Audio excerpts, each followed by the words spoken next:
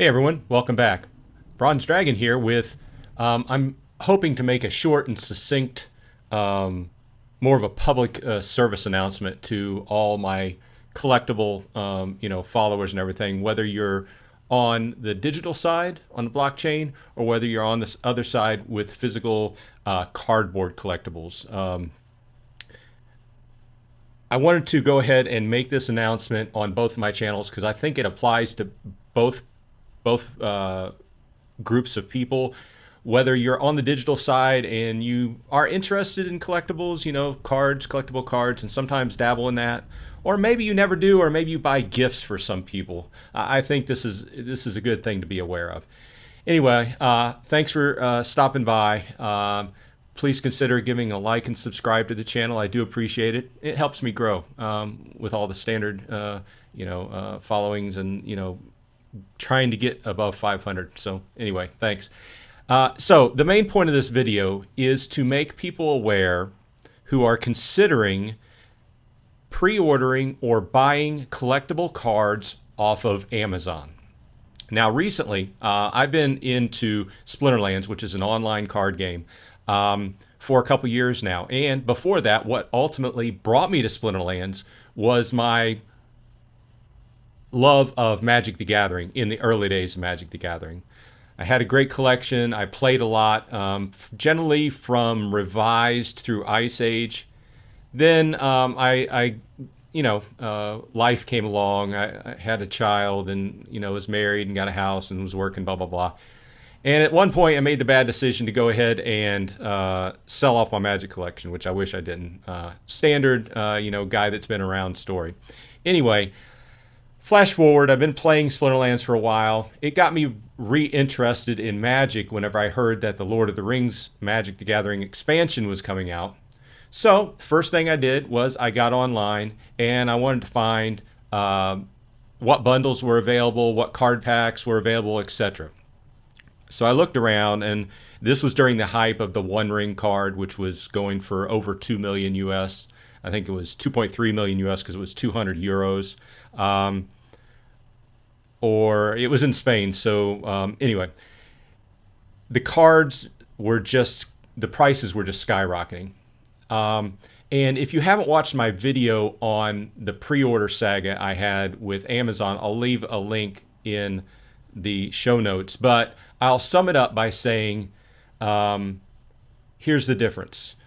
If you pre-order a set, whether it's Magic the Gathering, Yu-Gi-Oh, Pokemon, if it's your favorite baseball collection set or basketball, whatever collectible card it is, generally speaking, if you pre-order a box or two or a case through your local card dealer who has a shop, they're going to have a pre-allotment. And that pre-allotment is going to say, okay, I've got 50 of these boxes coming in. They can take pre-orders up to 50, and they know to stop at that point because they don't get any more, or, until the second wave or whatever.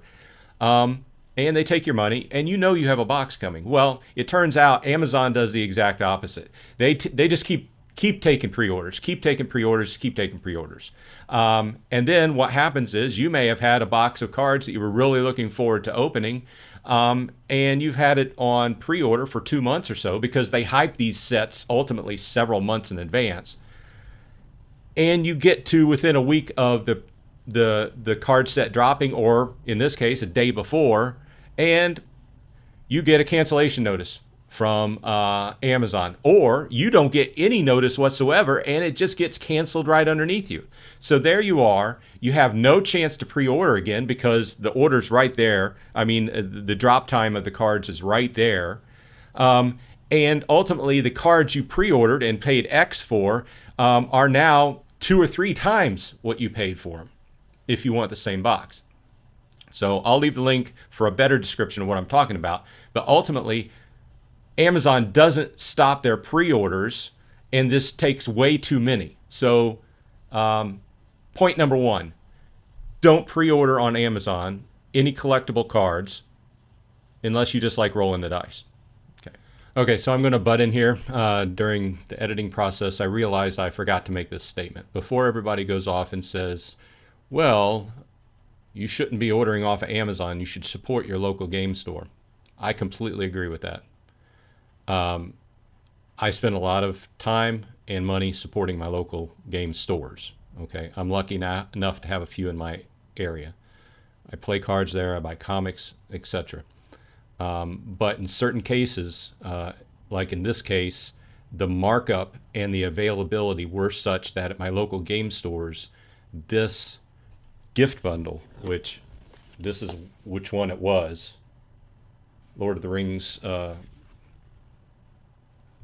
gift bundle edition, was already sold out. At the point that I became aware of it, local game stores could not get any more. And if it was, the markup was like 1.5 times what Amazon was paying for it. So I just want to make the statement that I do support my local game stores, and it wasn't that. So that's what I wanted to say.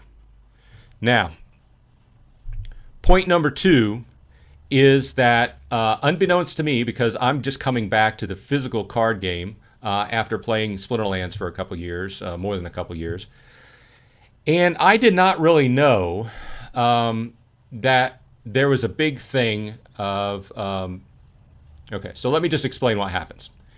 People order boxes of cards on Amazon. They get the box. They carefully open it. They take a razor blade and they carefully open the top of the pack, take the cards out, take the best card.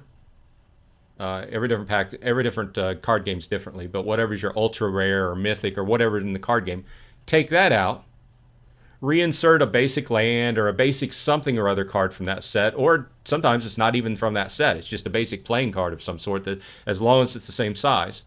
Back in the pack, carefully stack, empty all the packs of the best cards, carefully stack the packs back in the box, take a heat shrink gun, which you can buy just off Amazon itself with plastic, and shrink it back up, return it back to Amazon, get their full money back. That box goes on a shelf somewhere in Amazon land. The next person who orders off of Amazon that particular product gets that box, and all the cards have been opened, all the best cards have been removed, and they basically have wasted their money. And then at the end of it, Amazon gives them a hassle for trying to return it. And sometimes people are able to return it, sometimes they're not. So it's a shot in the dark. So this whole thing I did not know about. So if I saved one person by watching this video from wasting money, I'll call this video a success. Okay, so point number 2 is be very wary of ordering any collectible cards on Amazon, whether it's a pre-order or not, because you can just, I went down the rabbit hole. I just found tons and tons of videos on YouTube, and then tons and tons of reviews on Amazon itself on the various products. Just search, just take random Magic or Yu-Gi-Oh or Pokemon products. I didn't even go down the rabbit hole of looking at sports cards, but I suppose it probably goes for those too if you like to collect sports cards. Okay? Same thing in effect. Just, I could not go, at least half of the reviews I looked at ultimately had reviews within them that said something to the extent of, yeah, I got a box, it was all opened, all the rares are pulled, Amazon would not return it for me. So I don't necessarily know how the people who are perpetrating this can return the cards in the first place, because I guess they're making it look like it's still shrink wrapped, I guess. I don't know. Either way, I hope this video helps someone out. Most major manufacturers, and by I'm just saying Wizards of the Coast, which is Magic the Gathering, and Pokemon, they both put shrink wraps that have their logo on it. Now, this isn't 100%, because you'll find videos out there where there are some card packs that have been shrink wrapped and they have the logo on the plastic. So this isn't 100%. But if you're going to buy a box, make sure it at least has the logo on the shrink wrap and it's not just plain shrink wrap. And this may go deeper. I may find out news as I go along. I've only been back in the hobby for a couple weeks now, and it's very much surprising to me. So if you would like to find more information about the pre-order ordeal I went through, go ahead and click the link in the show notes. Otherwise, watch out when you're ordering off of Amazon. And this is not really an Amazon beef, because I order plenty of stuff off of Amazon, especially since COVID, you know. It's just I want everyone to be aware of particular things not to order off of Amazon. If Amazon's going to correct this situation, they just need to stop taking any returns on collectible cards. This has been Bronze Dragon. I hope this helps someone out, or even if you just buy cards once in a while for gifts or something or other. Something good to know. Be good. I'll see you on the flip side.